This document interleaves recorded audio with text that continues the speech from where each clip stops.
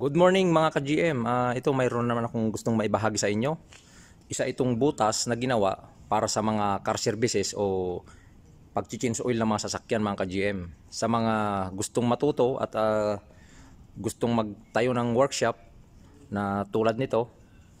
Yan po at ibabahagi ko po sa inyo ang sukat nito sa tamang sukat at size ng kanyang butas para sa gagamitin sa pag-change oil ng mga sasakyan mga ka-GM. Balit ito po mga ka-GM ay hindi pa ho tapos. Bali nilalagyan pa siya ng railings. Kung makikita nyo may angular siya na railings. Yan. Hanggang doon. Bali ito pong railings na ito mga ka-GM. Yung sahuran po ng kanyang langis ay gagawan po yan ng pinakasahuran ng langis pagka mag-change oil po ng sasakyan. Kaya may railings po siya na bakal na angular. Tapos ito pong gilid dahil hindi pa po siya tapos ay sisimentuhin pa po yan. Yan po, lalagyan pa po ng simento. Kaya ito po ay part 1 sa video ko. Ngayon, abangan nyo po yung part 2 nito. Pagka natapos po ay atin pong bibidyuhan para makita po ninyo yung kalalabasan ng kanyang kung paano po siya ginawa mga ka-GM. Yan po, ibibigay ko po sa inyo yung detalye ng sukat ng butas na ito para magkaroon po kayo ng idea. Kung sakali man po na kayo ay magpatayo ng workshop o may binabala kayong magtayo ng workshop mga ka-GM. At sa tamang sukat nito ay ito po at yung kanya pong lapad ng butas kung atin pong susukatin yan po, itinumbok po natin doon sa may bakal.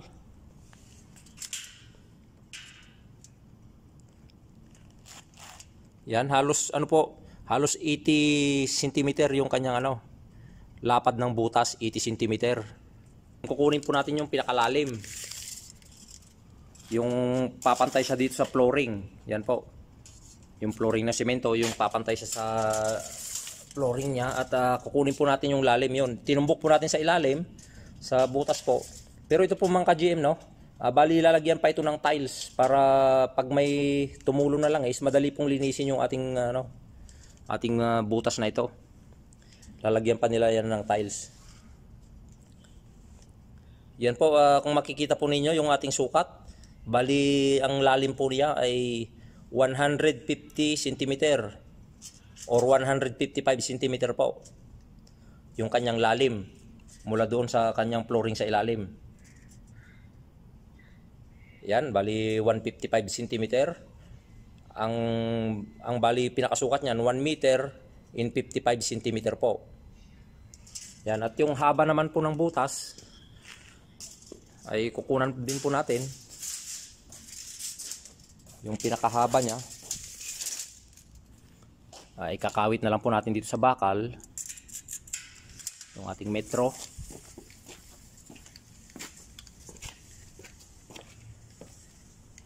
Yan po, hanggang dito po sa pinakamay hagdanan niya, sa step ng hagdanan. Yan po mga ka-GM bali 380 cm. Ang lumalabas po niyan ay 3 meters and 80 cm po yung kanyang haba. 5 step po siya ng hagdanan mga ka-GM. Bali 5 po yung kanyang step, kasama po itong bago pinaka-flooring niya rito. Yan. At susukatin din po natin yung kanyang lapad ng hagdanan niya, yung step niya. Yan, itinumbok natin sa gilid. Yan po, kung mapapansin po ninyo, makikita po ninyo ay 25 cm po or 26 cm yung kanyang lapad ng kanyang pinakahagdanan po. Bali may 4 siyang nilagay na hagdanan niya, tapos pang 5 dito sa may pinaka-floor. Pag galing ka dito sa first step, pang 5 po siya sa pinaka-floor.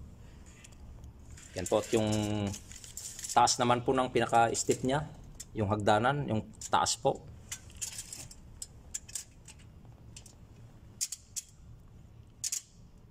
Ayan po yung kanyang taas, halos 33 cm po yung taas ng kanyang step.